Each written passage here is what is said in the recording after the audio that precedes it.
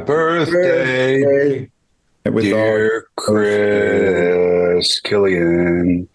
Happy birthday to you. Little harmony. God, guys, that you guys just made it. Thank you. That's very touching. That was really nice of you guys. I'm 41 today, but you made me feel like 34. So, thank you. Right on. You're a kid. Get out of here. Child. Remember when? Well, hello, gentlemen. How are you? Oh God. Good. Very well. Thank you. Very, very well. I love all your stuff on your wall.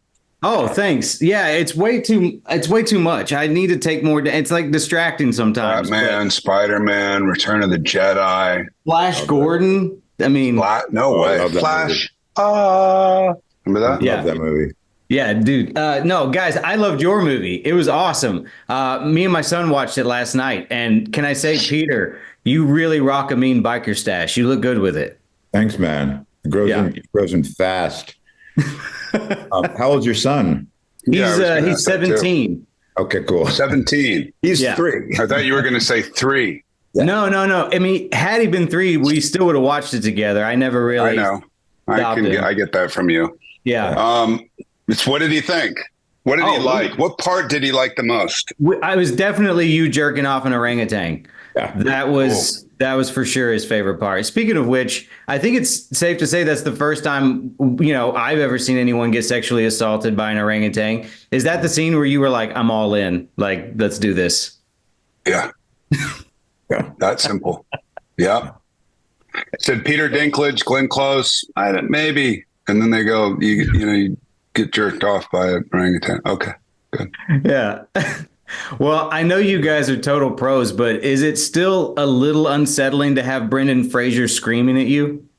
Yeah. One of the nicest guys. Yeah, because he's so nice. Yeah. It doesn't make sense when Brendan Fraser's mad at you because he's the nicest human being. So soft-spoken, so kind. It feels something's wrong with the universe. It shouldn't be happening. And he does it so well. But you don't really, I think any kind of reaction, which, Peter brought up before, sometimes the comedy is in the reaction. I think all the reaction that you see from us is real. It's not. Yeah, he's fantastic in this. I mean, he's hilarious. He's great. I love him. I also wanted to mention, I kind of love JD's whole philosophy about unfucking your life. I really resonated with that immediately. What's an example from each of you where you feel like you maybe successfully unfucked your life a little bit? Oh, God. So many mistakes. So many, Chris, the trail of tears I have left behind me. Mostly my own tears, second chance. My life was from the beginning. It's been perfect. Yeah. Look at where he is. Look at he has a bamboo forest outside, Look how white those pillows are. I was born I look like I'm being held against my will somewhere at some sort of institution. You do. That's just you do look a little institutionalized right now. I just thought you were in your college dorm room. Right? Oh. Ow. You know what? This is the only room in the house in which I'm allowed to live out my college dorm room experiences, for sure. Which is doing interviews. Except there's for movies called Brothers. Somebody's passed out on the couch and there's not cigarette butts everywhere. That's the difference between the 80s and now. Yeah. Oh, that sounds like my college experience too, though. So now when you guys play characters with really weird, unusual names like Moke or JD or, Thanos or Tyrion, which, I would argue those are weird names that we, are a little bit more familiar with now. But how much thought do you give to a character's name and how much does it sort of inform you at all about their identity? How did those names come to be? Yeah. I think that's really hard for writers to come up with names because you have to I don't know where they get the names from, why, but the more creative the names, like in this movie, Macon Blair, a brilliant writer, had this idea that these aren't our real names, but it's what we called each other growing up, like a nickname based on our own names. Like I have an older brother. I have one sibling. His name is Jonathan. I still call him Johan. His name it sounds like some sort of Swedish name, Johan, but I just call him Johan. No, that's fine. My brother's name is Michael. I call him Mickle. I don't know why. I Yeah. just have since I was a kid. It's endearing. It's Yeah. just familiar and it's shorthand, but that's what Macon sort of cued in on in terms of these two guys, which I really appreciate. Oh, that's cool. My brother's Endearing, name is endearing. Jess, and I call him Jess because that's his name. Yeah, it checks out. And you respect the name. You're like John Proctor from The Crucible. It's my name. Exactly. It's my name. My son's name is Colby, classic. and I call him Cheese. So Okay. Colby, Colby. and you call him Cheese. No, I don't really call him Cheese. It's I thought that was so great. I was so kind of enamored. well, he I doesn't call a lot like of the Josh's movies cheese. Oh. Yeah. Now, singing cheesy. karaoke with Glenn Close, that's quite the feather in your caps. Just for fun, what's each of your go-to karaoke song? Go for it, Peter. Broken Wings by Mr. Mister is a good one. That's a good one. I like that one. Anything with no, I can't sing that one. It's anything I with bet you can. You can do a it. sort of a dreary emo baritone to it is okay by me. I can't. What about sing any that. Bon Jovi song? I can't do those. Why? Yeah, I He can't goes- do Bon he's too Jovi. high. I cap it like this.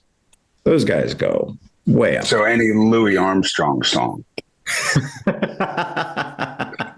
Barry White, Tom, Perry Waits, White. Exactly. any of Barry the White. guys whose voice is in the gutter.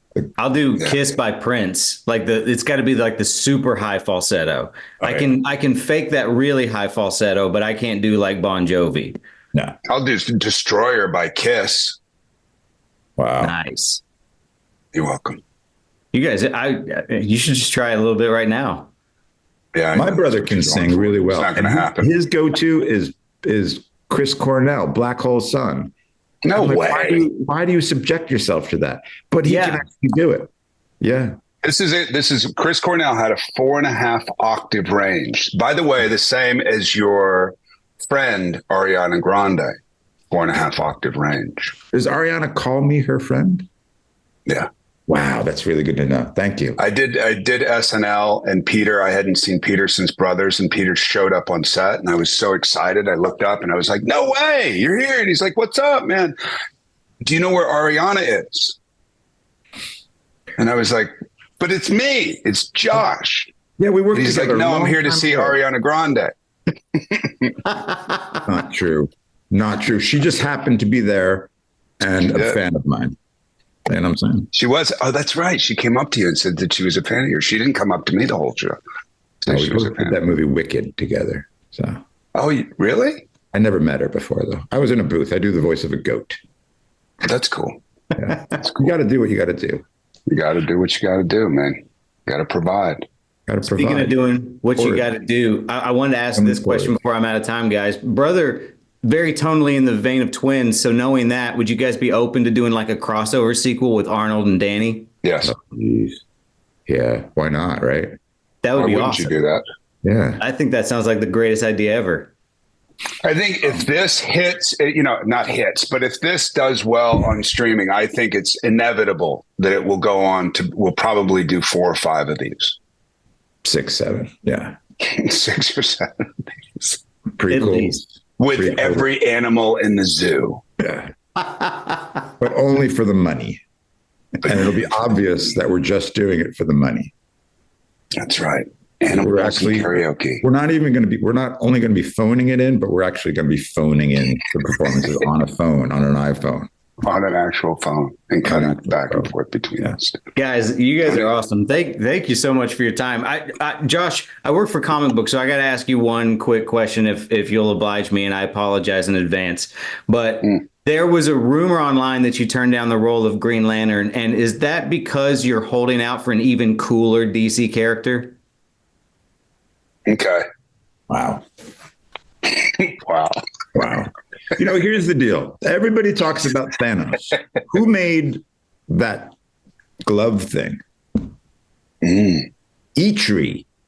I know. If I they know. I had one People scene. don't bring up Peter when they bring up Avengers. They bring up Thanos. Yeah, it's not And they cool. go, and then they say, by the way, do you get recognized a lot on the street when they bring up Thanos? And you go, but there's a purple guy with a sack for a chin who's 8 feet tall and weighs 700 pounds. What do you mean? Exactly. You look exactly like him. I know. You look like you in the movie. I didn't look like me, but apparently I did. Yeah, man. What was the question? Oh, just about if you're holding out for a cooler DC character. You know what? Yeah, he's looking at me. The Green Lantern didn't work out, but that's okay. It's working out. Like, who is it going to be? Kyle Chandler, I heard. And I think I love him as an actor. I think he's wonderful, actually. And, we'll see what's down the line, man. We're open to anything, me and Peter. I thought they stopped making those comic book movies. I thought we were all into adult dramas again. It's like Westerns. It all comes back around. Right. It does all come back around. Guys, thank you so much. I really appreciate it. You're both awesome. Thank Love you, brother. so much. Yeah, thank you very much. Thank you, man. Sir, it's so nice to meet you. Great to meet you as well. Thanks for taking the time. Yeah, of course. I loved both Palm Springs and Brothers. Thanks. Roughly how many screenplays would you guess you filter through before you land on something you find unique that you know immediately you want to make? I mean, a lot. This one was definitely something within the first page that I was like, oh, this is my language. The movie begins with these quick inserts of the brothers creating a bomb and Thanksgiving meal being prepared. And it just the way Macon Blair, our writer, described that was so evocative. And the pages continue to be so twisted and even exuberant and inventive and really fun that I just knew I needed to be involved. So a lot, but like this was very clearly something that I knew what to do with, if that makes sense. Yeah. In fact, speaking to that first page, I mean, I talked to Josh and Peter about this a little bit, but I loved JD's philosophy about your life. I thought that was great and resonated with that. So what's an example from you where you feel like maybe you successfully your life once? Oh man, I mean, there were stretches I feel like in high school where every week was about unfucking my life and not getting caught for doing stuff. I would say more recently, just about getting out of your own way. Like that's a big thing, being present. But in high school, I feel like, what do we do? This is something the brothers would do. We commandeered some baseball chalk and drew like a big on the main lawn for April Fools, which ended up killing all the grass and remained there for I think the next 3 months up through graduation.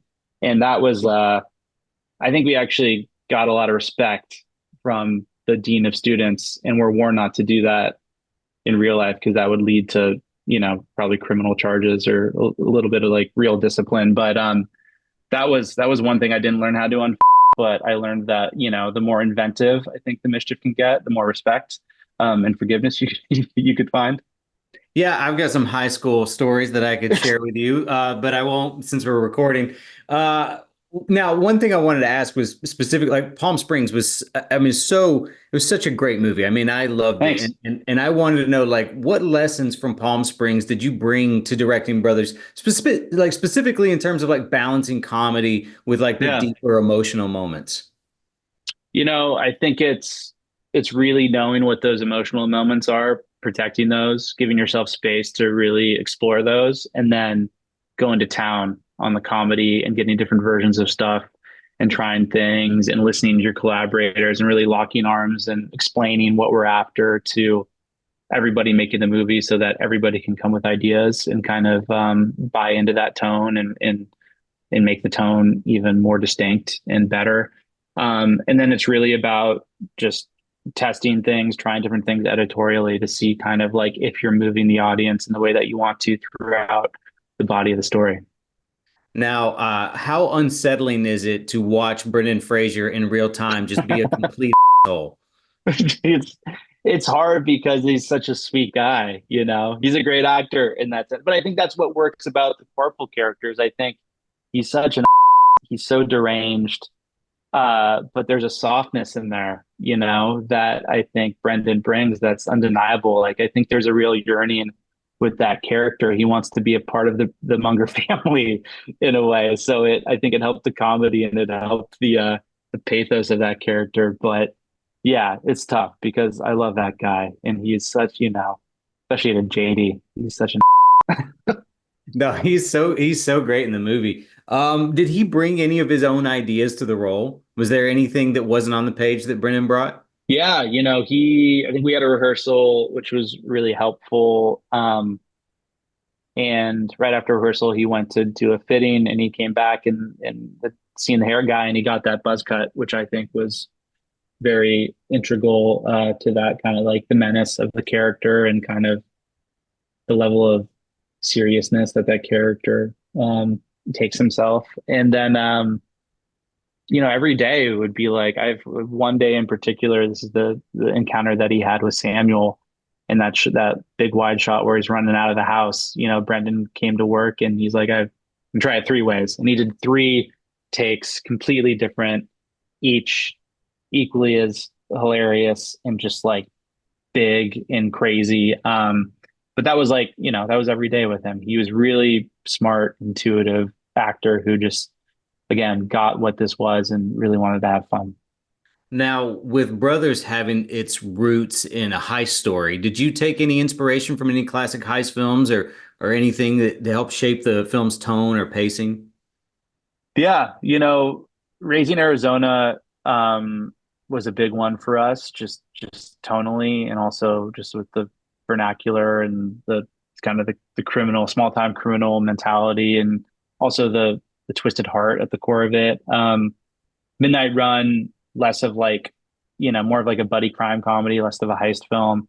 But like, Hot Rock, if you've seen that, the Peter Yates film, that is a I film where haven't just seen that one. it's a great movie. Robert Redford, everything just goes wrong continually, so they're constantly improvising and it's kind of a shaggy, almost like feels like a hangout movie or something like that. So that was big. And then I'm a big Bottle Rocket fan. There's a sweetness to that movie too, that we talked about. And I guess Bad Santa, like that's a kind of it's not, but not in the heist canon, but like just as like a subversive holiday crime comedy, like that was big for us as well.